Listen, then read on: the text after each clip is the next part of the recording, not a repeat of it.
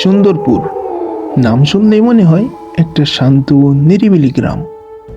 কিন্তু এই গ্রামের এক কোণে ছিল এক পুরনো কুঠি, যেটা সবাই এড়িয়ে চলত। কুঠিটা কবে থেকে ওখানে দাঁড়িয়ে আছে কেউ জানে না। লোকমুখে শোনা যায় একসময় সেখানে একজন বিধবা মহিলা থাকত। সবাই বলতো সে নাকি মানুষ ছিল না, তার সঙ্গী ছিল একটা কালো বিড়াল, যার চোখ ছিল আগুনের মতো লাল। গ্রামের কিছু বাচ্চা একদিন মজা করে বিড়ালটাকে পাথর মারে এবং এক আঘাতেই বিড়ালটি মারা যান। তারপরেই একে একে 4টে শিশু নিখোঁজ হয়ে যায়। সেই থেকে কুঠি আর বিড়ালটা হয়ে যায় মানুষের লোককথা। বছর 20 পরে শহর থেকে আহমেদ সাহেবের পরিবার এসে বসবাস শুরু করে সুন্দরপুরে। তার 9 বছরের মেয়ে ছাইমা ছিল খুব চঞ্চল আর খুবই দুরন্ত।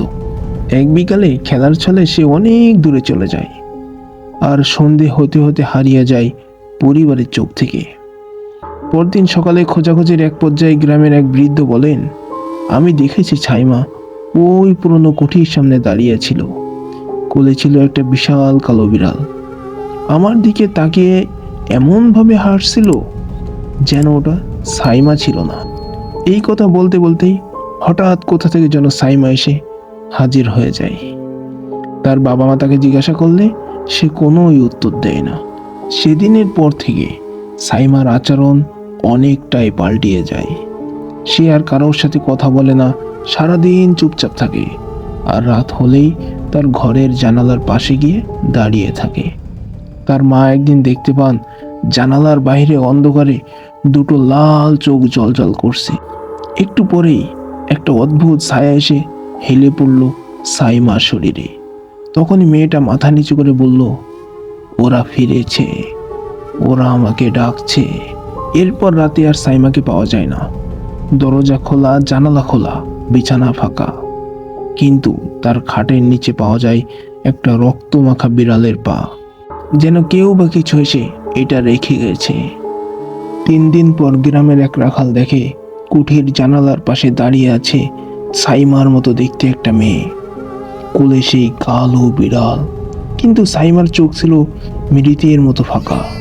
বিড়ালটা গর্জন করলো আর কিছুক্ষণের ভিতরেই সব কিছু মিলিয়ে গেল অন্ধকারে। আজও অমাবস্যার রাতে গ্রামের কেউ যদি কুঠির দিকে তাকায়, সে দেখতে পায় একটা ছোট মেয়ে জানালার ধারে দাঁড়িয়ে আছে, কোলে কালো বিড়াল আর চোখ দুটো সেই আগুনের মতো লাল। চোখ যেন কিছুর খোঁজ করছে। আজকের ঘটনাটি ছিল এই পর্যন্ত। আশা করি ঘটনাটি আপনাদের ভালো লেগেছে। আর ঘটনাটি ভালো লেগে থাকলে অবশ্যই একটি লাইক করবেন, এবং আপনি যদি আমাদের চ্যানেলে নতুন হয়ে থাকেন অবশ্যই চ্যানেলটিকে সাবস্ক্রাইব করে পাশেই থাকবেন। আর আপনার কাছেও যদি এরকম ভয়ঙ্কর, রোমাঞ্চকর ভৌতিক ঘটনা থেকে থাকে অবশ্যই আমাদেরকে শেয়ার করতে পারেন।